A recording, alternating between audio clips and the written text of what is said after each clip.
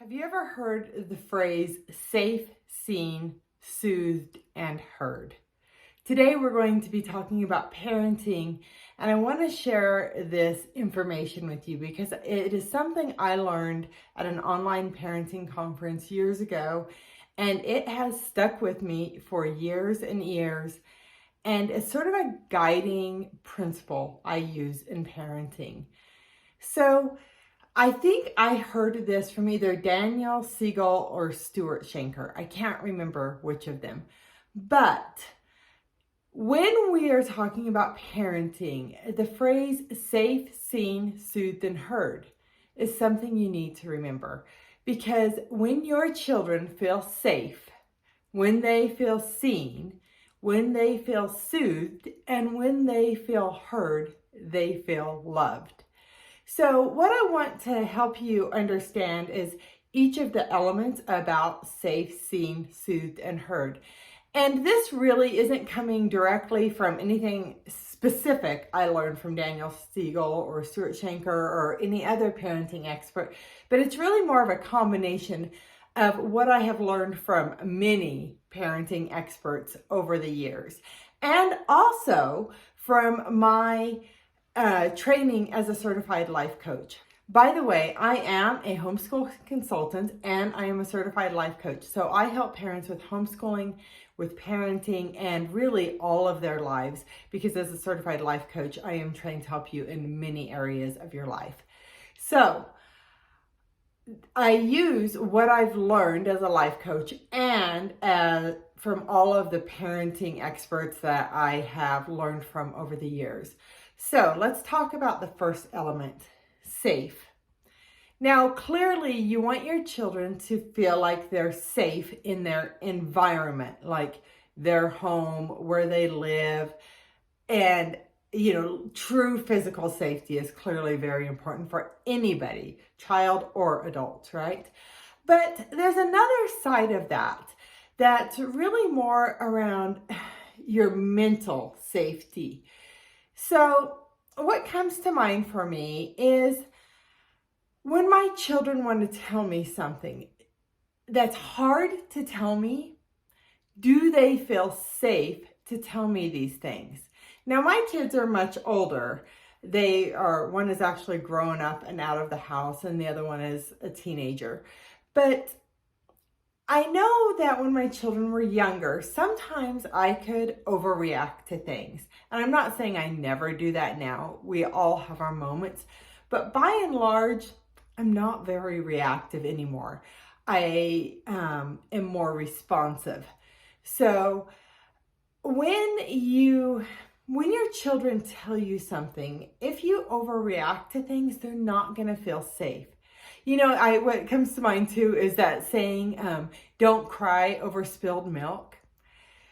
And as a parent, we all have these moments. I remember once my oldest daughter, when she was like 5 or 6, had frozen blueberries out and had them, I don't know, in her oatmeal or something. But when she was done, she put them up, not in the freezer, but in the cupboard. And it was a day or two later, I found these frozen blueberries just all down the cupboard. And we had actually just gotten not all new cabinets, but that cabinet was new. And I was so frustrated. And really, I cried over spilled milk. I cried over the frozen blueberries, right? I overreacted about that. At the end of the day, it really doesn't matter. That didn't help my daughter feel safe when she made a mistake. It would have been just so much better of me to just say, oh, next time try to remember to put these in the freezer. Here, come and help me clean these up. And not getting so frustrated about what at the end of the day is really a small thing. In the moment, it felt big, but all these years later, that's just like the smallest thing, right? So whether it's small things or big things, you don't want to overreact as a parent, because your children might not feel safe if you overreact. Is my children are older now, I can see how this goes from when they're younger to when they're older. So you might overreact to something small there, or you might overreact to something they say or something they tell you. And it's really important for your kids to feel like they can say anything to you and feel safe about it. Because as they get older, the things they need to visit with you about just get more important. So safe. I think I've sort of gone on about that enough, but you want your kids to feel safe. Now let's talk about seen. You want your children to feel seen, and like seen for who they really are, seen for themselves, not for who you project onto the child. You know, I'll give you an example here, and I think I've done a pretty good job of this. I could have done better, but I do pretty good anymore with that. But when I was a kid, I danced a lot. I was in a lot of dance classes, and I was a swimmer. So those were really my things that I did. And of course, when my children were younger, I put them in dance class. And guess what? Neither one of them cared about dance class. They just were not interested. And so we didn't do that. Instead, they did other things. And my kids got into things that I never would have foreseen. My oldest daughter really was into horses and got into horses. And so my younger daughter did it too. I don't really think my younger daughter would have gotten into that without her older sister, but they both did a lot with horses as they were growing up. And then my younger daughter, she is into reptiles big time. I do not. I don't hold them or anything. That is not my cup of tea. Likewise, I don't ride horses. I have no desire to ride. My kids learned with other people before we ever had our own. But I saw my kids for who they really are and for the interests they really have. So that's sort of a bigger dynamic. But you want your kids in a bigger way to feel seen, but also in the smaller ways. Like, you don't want to be holding up your phone all the time while you're visiting with your kids. They need to feel like you're really seeing them and really listening. So now let's go safe, seen. We'll come back to soothe. We're going to go on into heard because I just brought up the listening. You really want to hear your kids. You want to listen. And I can tell you, there was a time I didn't do so good at this. And actually on one of my episodes on the Homeschool Think Tank Parenting podcast, I don't think I have it up as a video because we had video issues and it cut off halfway through the interview. But somebody that I interviewed said something to me about, we were talking about listening to your children. And I said, sometimes my younger daughter doesn't feel like I'm listening to her. And I know why, because I'm not. And here's why. But the why doesn't matter. But I'm going to tell you why. She has always been into reptiles and talks about them obsessively. And to this day, I mean, since she was itty bitty, like she was always looking in the grass for the creepy crawlies, the things most people don't want to touch, she has always been enamored with it. And she is like a walking encyclopedia on reptiles. Very interested in them. Well, I get bored with it and I tune it out. And the person I was interviewing said, Jackie, you have to listen to her or she's not going to feel heard. It doesn't matter if I'm interested in it, because you know who I am interested in? My daughter. And I am telling you, I'm so proud of myself to this day. I changed my behavior that day. And I started really listening and really hearing all the things. And I'm not saying I don't ever tune out, because I do. Sometimes it can be hard, but by and large, I listen and I hear her and I hear what she's saying and I take interest, and I know so much about reptiles that I really honestly would rather not even know, but I care about my daughter. So I care about what interests she has, even though it doesn't interest me. And quite frankly, I wasn't into horses, but they didn't creep me out like reptiles do. So, I learned about that. There are lots of things I've learned about because of my children's interests, and that is so important. They need to feel heard. So safe, seen, soothed, and heard. Now we'll come back to soothed. So, soothed.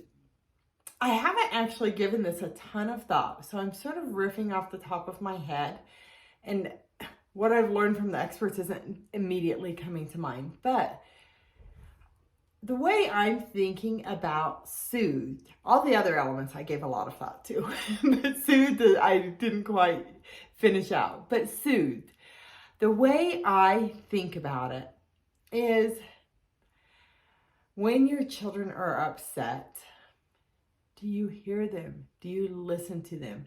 Do you stay calm? To me, the soothed is a combination of the safe, seen, soothed, then heard. Safe, seen, and heard, right? To me, it's like those three elements together are what help a child feel soothed. Because when you're really seeing them and looking at them and truly physically looking at them, but also mentally looking at them, like seeing who they really are. When you are really listening and hearing them, so I'm like repeating it, safe, and they feel safe, like they can tell you anything. And I'm telling you, that part of it, the safe, that your behavior makes such a difference. All of it does. But if you can hold space for your child to be themselves, however they are, that is what helps a child feel safe. And those things help a child feel soothed. So to me, it's when they feel safe, when they feel seen, when they feel heard, they feel soothed. And I've never heard it explained quite like that before, but to me, that is really what it is. And as a life coach, this is something I do for my clients. I hold space for my clients. And as a parent, you want to learn how to hold space for your child. And this is something that does not come naturally to most humans. We want to talk, we want to share our ideas, but to just listen and just be present and be there. Presence, that's another part of that soothe. It's just like being there and not being in a rush. It makes such a difference for your child. So if you can learn to, it's called holding space. I honestly, before I was a life coach years ago, I hadn't really even heard that term. So I'm just going to assume some of you haven't heard that term either, or that you might not have. But you just want to be present with your child and just give them that attention. It's really, just like right now, I am very present with you, even though it's via a video, via camera, right? I'm present, I'm here. Now, if you're my client, I'm more listening. I'm asking lots of questions. And I think that is actually one of the best ways to help your children feel safe, is rather than expanding and like telling them all the things, if you can ask open-ended questions to your kids, it makes a huge difference. It helps them learn to think. As parents, we have this line where we're trying to share values and teach our children, but we also want to help our children learn how to think. And there's no better way to help them think than by asking open-ended questions. And one of the best questions you can ask your kids is just, why? How come? But really, why? As a life coach, I keep that in my back pocket. I ask people why a lot because you know what? We assume so much. And,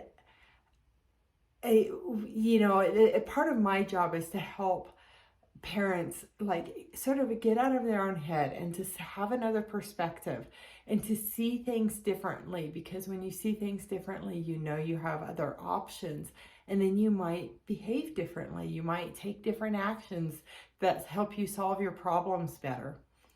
So anyway, let's come back to what we started with parenting. You want your children to feel safe, seen, soothed, and heard. And one of the best ways to do that is to just ask questions and to stay calm. Now, I want to share with you on the Homeschool Think Tank Parenting podcast. So you might be listening to this as a podcast episode, but you might be watching this like on Homeschool Think Tank's website or on YouTube or some other video channel. But I think this episode is only available on the podcast. There is one on how to stay calm and stop yelling. So if you have any challenges with staying calm, or if you find yourself yelling more than you would like to, which really, ideally, we're never yelling, right? But we are humans. So sometimes we do. I have a really good episode that helps you learn how to stop yelling. All right, finally, I want to offer to you that when you go to Homeschool Think Tank's website and you join our email list, you can sign up for a consultation with me.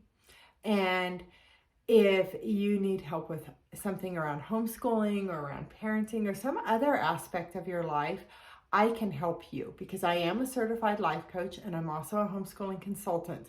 So I combine my knowledge and skill sets there to help parents homeschool their children successfully. So go to homeschoolthinktank.com, learn more about how we serve homeschooling families, and sign up for a consultation with me. And if you want to work with me on an ongoing basis, that is totally available to you. All right.